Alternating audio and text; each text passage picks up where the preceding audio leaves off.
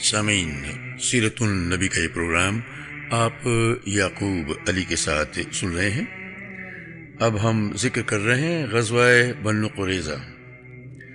جس روز رسول اللہ صلی اللہ علیہ وسلم خندق سے واپس تشریف لائے، اسی روز ظہر کے وقت جبکہ آپ حضرت ام سلمہ رضی اللہ تعالی عنہا کے مکان میں غسل فرما رہے تھے، حضرت جبرائیل علیہ السلام تشریف لائے اور فرمایا کہ آپ نے ہتھیار رکھ دیے؟ حالانکہ ابھی فرشتوں نے ہتھیار نہیں رکھے اور میں بھی قریش کا تعاقب کر کے بس واپس چلا آ رہا ہوں۔ اٹھیے اور اپنے رفقا کو لے کر بنو قریظہ کا رخ کیجیے، میں آگے آگے جا رہا ہوں، ان کے قلعوں میں زلزلہ برپا کروں گا اور ان کے دلوں میں رعب و دہشت ڈال دوں گا۔ یہ کہہ کر حضرت جبرائیل علیہ السلام فرشتوں کے جلو میں روانہ ہو گئے۔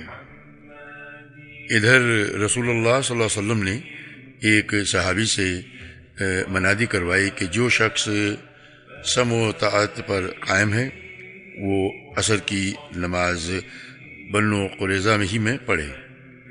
اس کے بعد مدینے کا انتظام حضرت ابن ام مکتوم کو سونپا اور حضرت علی کو جنگ کا فریرہ دے کر آگے روانہ فرما دیا۔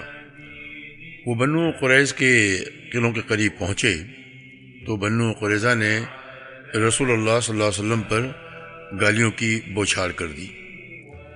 اتنے میں رسول اللہ صلی اللہ علیہ وسلم بھی مہاجرین و انصار کے جلو میں روانہ ہو چکے تھے۔ آپ نے بنو قریظہ کے دیار میں پہنچ کر انا نامی ایک کنویں پر نزول فرمایا۔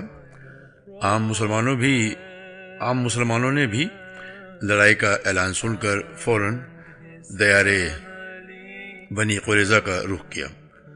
راستے میں عصر کی نماز کا وقت آ گیا تو بعض نے کہا ہم جیسا کہ ہمیں حکم دیا گیا ہے بنو قریظہ پہنچ کر ہی عصر کی نماز پڑھیں گے، حتیٰ کہ بعض نے عصر کی نماز عشاء کے بعد پڑھی، لیکن کچھ دوسرے صحابہ نے کہا آپ کا مقصود یہ نہیں تھا بلکہ یہ تھا کہ ہم جلد از جلد روانہ ہو جائیں، اس لیے انہوں نے راستے ہی میں نماز پڑھ لی۔ البتہ جب رسول اللہ صلی اللہ علیہ وسلم کے سامنے یہ قضیہ پیش ہوا تو آپ نے کسی بھی فریق کو سخت سست نہیں کہا۔ بہرکیف مختلف ٹکڑیوں میں بٹ کر اسلامی لشکر دیار بنو قریظہ کی جانب پہنچا اور نبی اکرم صلی اللہ علیہ وسلم کے ساتھ جا شامل ہوا۔ پھر بنو قریظہ کے قلعوں کا محاصرہ کر لیا۔ اس لشکر کی کل تعداد 3000 تھی اور اس میں 30 گھوڑے تھے۔ جب محاصرہ سخت ہو گیا تو یہود کے سردار کعب بن اسد نے یہود کے سامنے 3 متبادل تجویزیں پیش کی۔ نمبر 1، یا تو اسلام قبول کر لیں اور محمد صلی اللہ علیہ وسلم کے دین میں داخل ہو کر اپنی جان، مال اور بال بچوں کو محفوظ کر لیں۔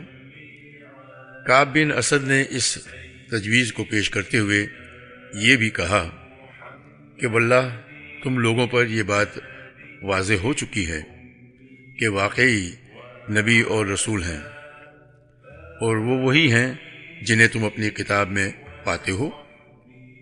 نمبر 2، یا اپنے بیوی بچوں کو خود اپنے ہاتھوں قتل کر دیں، پھر تلوار سونت کر نبی اکرم صلی اللہ علیہ وسلم کی طرف نکل پڑیں اور پوری قوت سے ٹکرا جائیں۔ اس کے بعد یا تو فتح یاب پائیں یا سب کے سب مارے جائیں۔ نمبر 3، یا پھر رسول اللہ صلی اللہ علیہ وسلم اور صحابہ اکرام پر دھوکے سے سنیچر کے دن پل پڑیں، کیونکہ انہیں اطمینان ہوگا کہ آج لڑائی نہیں ہوگی۔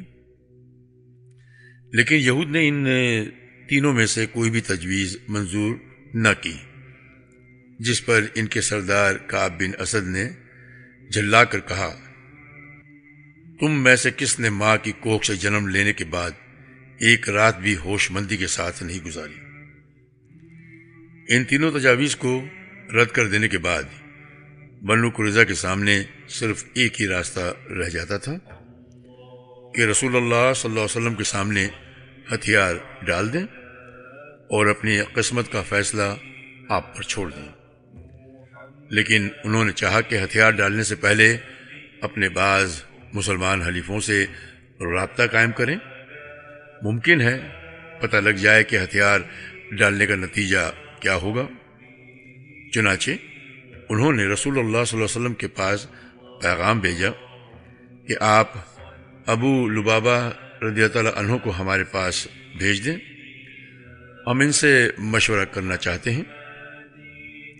ابو لبابہ نے، وہ جو کہ ان کے حلیف تھے اور ان کے باغات اور آل اولاد بھی اسی علاقے میں تھے، جب ابو لبابہ وہاں پہنچے تو مرد حضرات انہیں دیکھ کر ان کی طرف دوڑ پڑے اور عورتیں اور بچے ان کے سامنے دھاڑیں مار مار کر رونے لگے۔ اس کیفیت کو دیکھ کر حضرت ابو لبابہ رضی اللہ تعالیٰ عنہ پر رقت طاری ہو گئی۔ یہود نے کہا، ابو لبابہ، کیا آپ مناسب سمجھتے ہیں کہ ہم محمد کے فیصلے پر ہتھیار ڈال دیں؟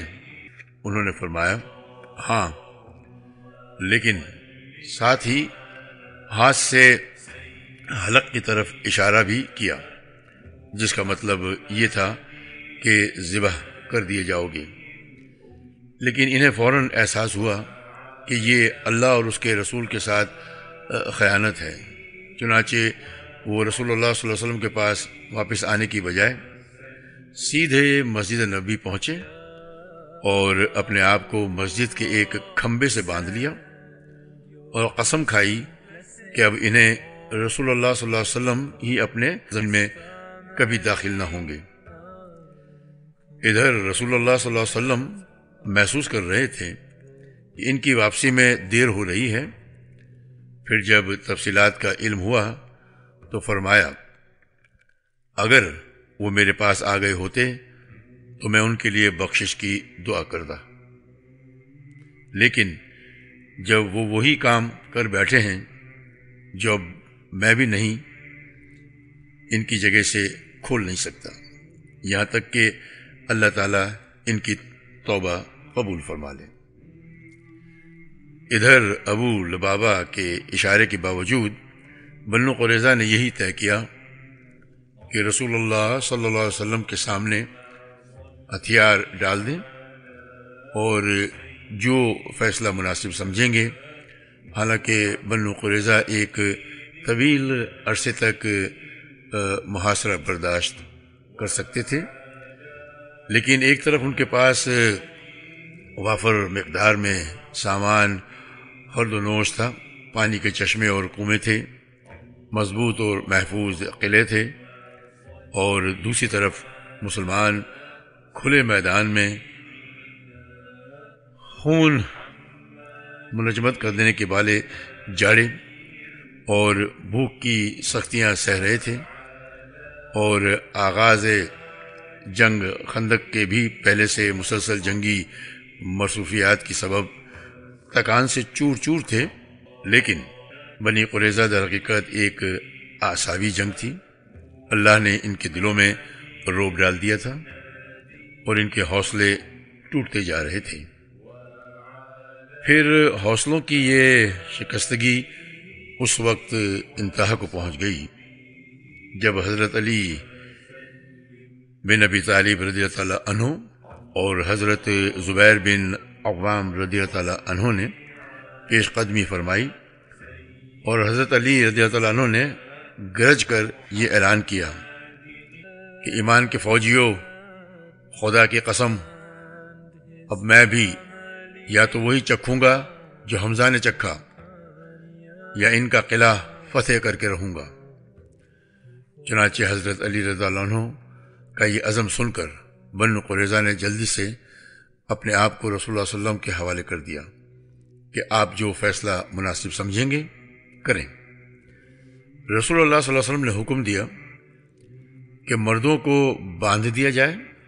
چنانچہ محمد بن مسلمہ انصاری رضی اللہ تعالیٰ عنہ کے زیر نگرانی ان سب کے ہاتھ باندھ دیے گئے اور عورتوں اور بچوں کو مردوں سے الگ کر دیا گیا۔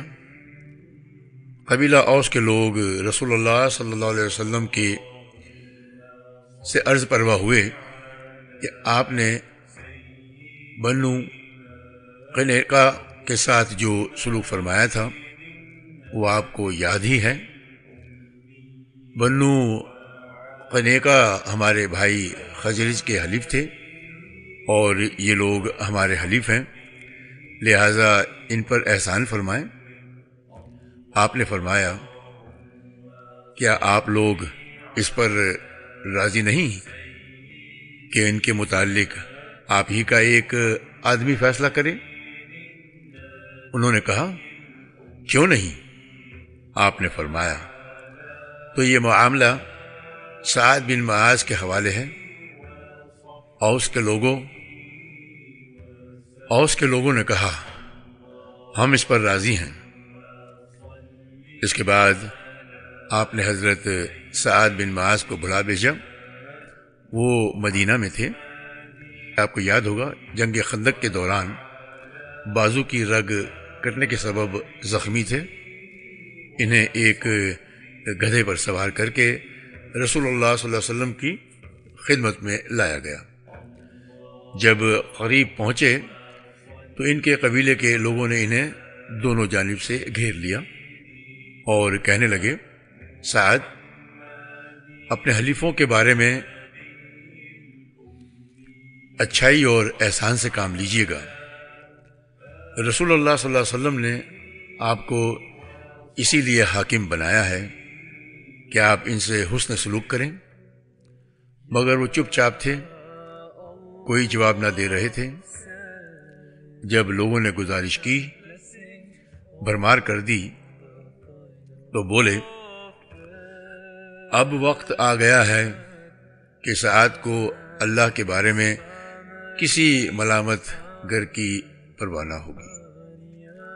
یہ سن کر بعض لوگ اسی وقت مدینہ آ گئے اور قیدیوں کی موت کی خبر پھیلا دی۔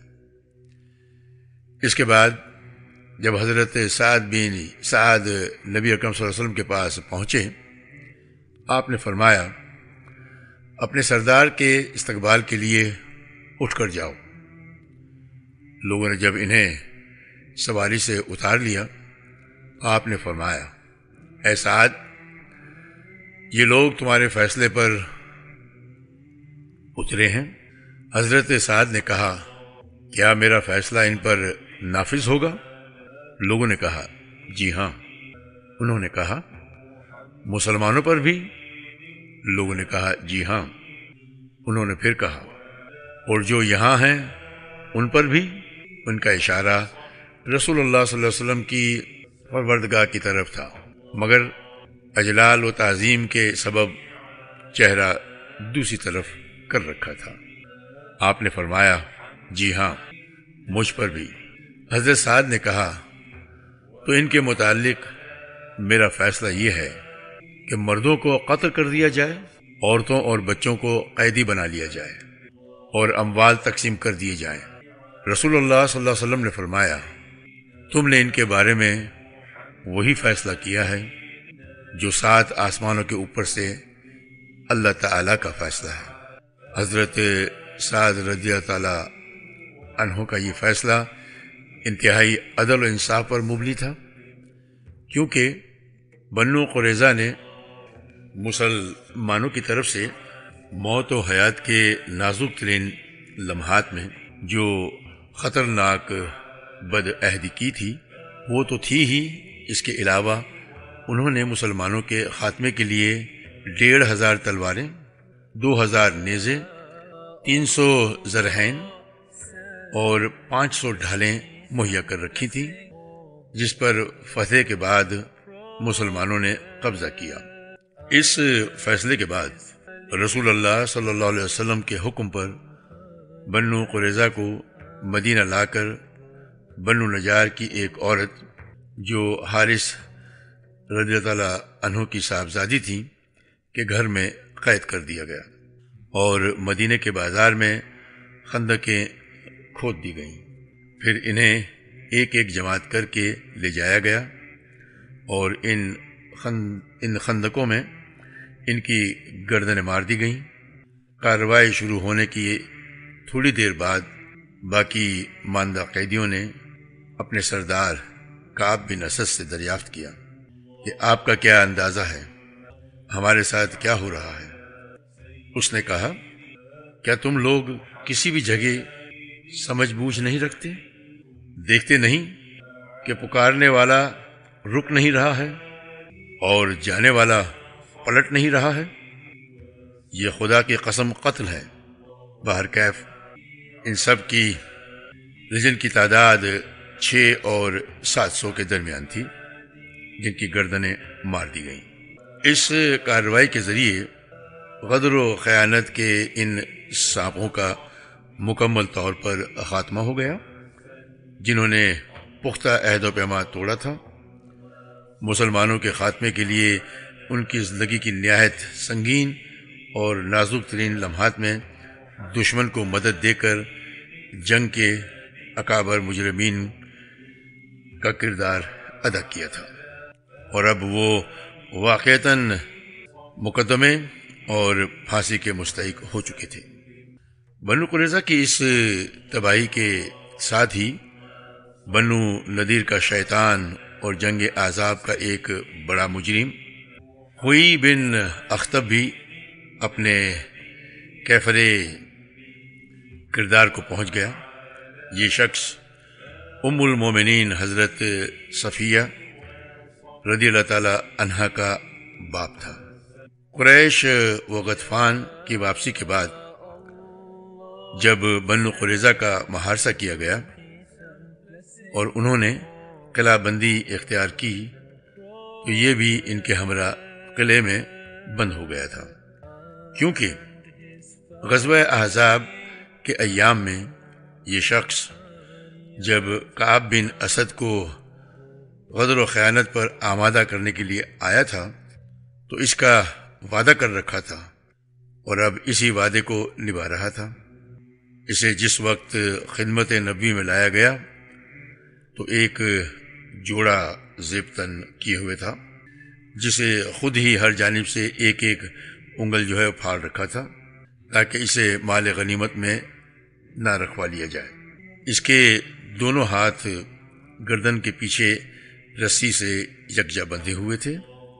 اس نے رسول اللہ صلی اللہ علیہ وسلم کو مخاطب کر کے کہا، سنیے، میں نے آپ کی عداوت پر اپنے آپ کو ملامت نہیں کی، لیکن جو اللہ سے لڑتا ہے مغلوب ہو جاتا ہے۔ پھر لوگوں کو مخاطب کر کے کہا، لوگوں، اللہ کے فیصلے میں کوئی حرج نہیں، یہ تو نوشتہ تقدیر ہے اور ایک بڑا قتل ہے جو اللہ نے بنی اسرائیل پر لکھ دیا تھا۔ اس کے بعد وہ بیٹھا اور اس کی گردن مار دی گئی۔ اس واقعے میں بنو قریظہ کی ایک عورت بھی قتل کی گئی۔ اس نے حضرت خلاد بن سوید رضی اللہ تعالی عنہ پر چکی کا پارٹ پھینک کر انہیں قتل کر دیا تھا۔ اسی کے بدلے اسے قتل کیا گیا۔ رسول اللہ صلی اللہ علیہ وسلم کا حکم تھا کہ جس کے زیر ناف بال آ چکے ہوں اسے قتل کر دیا جائے، یعنی جو بالغ ہو چکا ہے۔ چونکہ حضرت عطیہ قرظی کو ابھی بال نہیں آئے تھے لہذا انہیں زندہ چھوڑ دیا گیا، چنانچہ وہ مسلمان ہو کر شرف صحابیت سے مشرف ہوئے۔ حضرت ثابت بن قیس رضی اللہ تعالی عنہ نے گزارش کی کہ زبیر بن باتا اور اس کے اہل و عیال کو ان کے لیے ہبہ کر دیا جائے۔ اس کی وجہ یہ تھی کہ زبیر رضی اللہ تعالی عنہ نے ثابت پر کچھ احسانات کیے تھے اور ان کی گزارش منظور کر لی گئی۔ اس کے بعد ثابت بن قیس نے زبیر سے کہا کہ رسول اللہ صلی اللہ علیہ وسلم نے تم کو اور تمہارے اہل و عیال کو میرے لیے ہبہ کر دیا ہے اور میں ان سب کو تمہارے حوالے کرتا ہوں، یعنی تم بال بچوں سمیت آزاد ہو۔ لیکن جب زبیر بن باتا کو معلوم ہوا کہ اس کی قوم قتل کر دی گئی ہے تو اس نے کہا، ثابت، تم پر میں نے جو احسان کیا تھا اس کا واسطہ دے کر کہتا ہوں کہ مجھے بھی دوستوں تک پہنچا دو۔ چنانچہ اس کی بھی گردن مار کر اسے اس کے یہودی دوستوں تک پہنچا دیا گیا۔ البتہ حضرت ثابت رضی اللہ عنہ نے زبیر بن باتا کے لڑکے عبد الرحمن کو زندہ رکھا، چنانچہ وہ اسلام لا کر شرف صحابیہ سے مشرف ہوئے۔ اسی طرح بنو نجار کی ایک خاتون حضرت ام المنذر سلمہ بنت قیس نے گزارش کی کہ سموال قرظی کے لڑکے رفاع کو ان کے لیے ہبہ کر دیا جائے۔ ان کی بھی گزارش منظور ہوئی اور وہ رفاع کو ان کے حوالے کر دیا گیا۔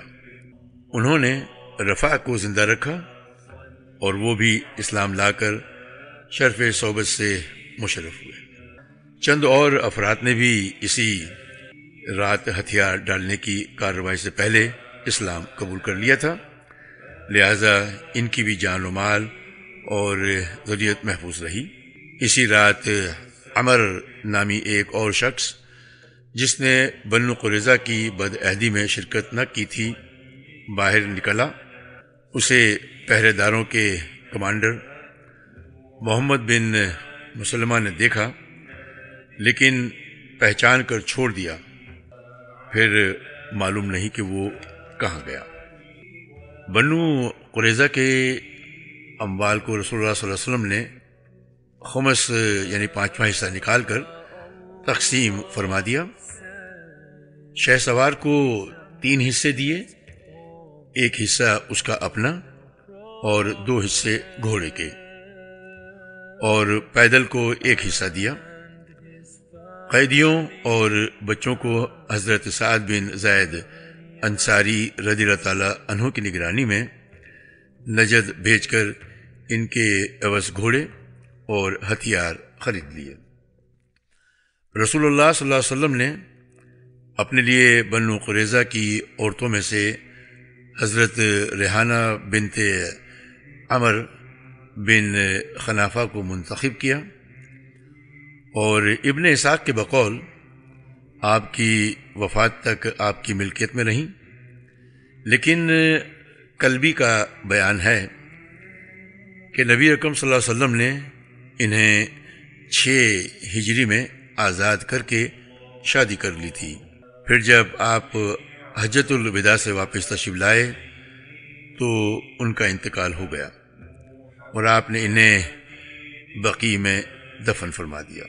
جب بنو قریظہ کا کام تمام ہو چکا تو بندہ صالح حضرت سعد بن معاذ رضی اللہ تعالی عنہ کی اس دعا کی قبولیت کے ظہور کا وقت آ گیا، جس کا ذکر غزوہ احزاب کے دوران آ چکا ہے، یعنی غزوہ خندق کے دوران ہم اس کا ذکر کر چکے ہیں۔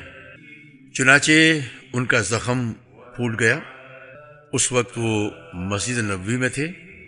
نبی اکرم صلی اللہ علیہ وسلم نے ان کے لیے وہیں خیمہ لگوا دیا تھا تاکہ قریب ہی سے ان کی عیادت کر لیا کریں۔ حضرت عائشہ رضی اللہ تعالی عنہا کا بیان ہے کہ ان کے سینے کا زخم پھوٹ کر بہا۔ مسجد نبوی میں بنو غفار کے بھی چند خیمے تھے۔ وہ یہ دیکھ کر چونکے کہ ان کی جانب خون بہہ کر آ رہا ہے۔ انہوں نے کہا، خیمے والو، یہ کیا ہے جو تمہاری طرف سے ہماری طرف آ رہا ہے؟ دیکھا تو حضرت سعد کے زخم سے خون کی دھار رواں تھی۔ پھر اسی سے ان کی موت واقع ہو گئی۔ صحیحین میں حضرت جابر رضی اللہ تعالی عنہ سے مروی ہے کہ رسول اللہ صلی اللہ علیہ وسلم نے فرمایا کہ سعد بن معاذ رضی اللہ عنہ کی موت سے رحمان کا عرش ہل گیا۔ امام ترمذی نے حضرت انس سے ایک حدیث روایت کی ہے اور اسے صحیح بھی قرار دیا ہے کہ جب حضرت سعد بن معاذ رضی اللہ تعالی عنہ کا جنازہ اٹھایا گیا تو منافقین نے کہا ان کا جنازہ کس قدر ہلکا ہے۔ رسول اللہ صلی اللہ علیہ وسلم نے فرمایا اسے فرشتے اٹھائے ہوئے ہیں۔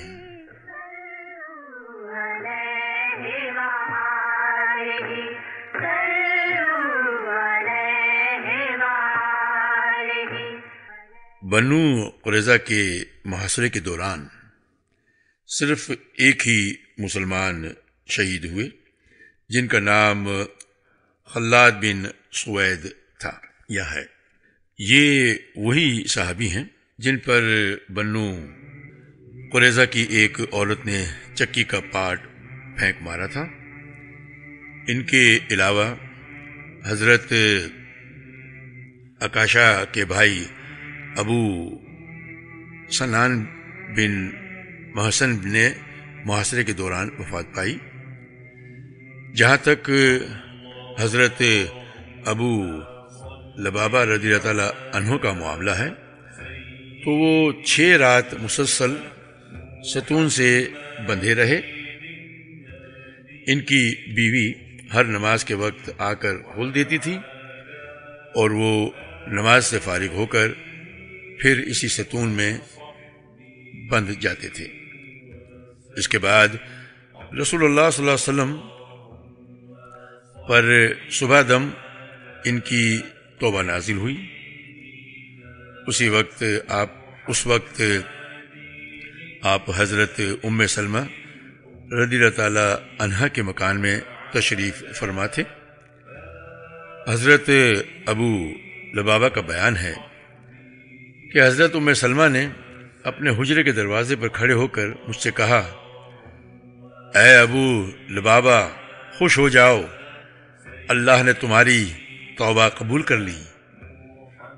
یہ سن کر صحابہ نے انہیں کھولنے کے لیے اچھل پڑے لیکن انہوں نے انکار کر دیا کہ انہیں رسول اللہ صلی اللہ علیہ وسلم کی بجائے کوئی اور نہ کھولے۔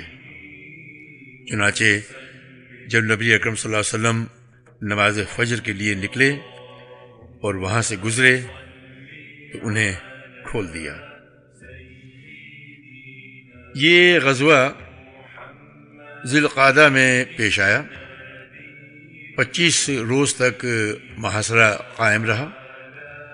اللہ نے اس غزوہ اور غزوہ خندق کے متعلق سورہ احزاب میں بہت سی آیات نازل فرمائیں اور دونوں غزووں کی اہم جزئیات پر تبصرہ فرمایا۔ مومنین و منافقین کے حالات بیان فرمائے، دشمن کے مختلف گروہوں میں پھوٹ اور پست ہمتی کا ذکر فرمایا اور اہل کتاب کی بدعہدی کے نتائج پر روشنی ڈالی۔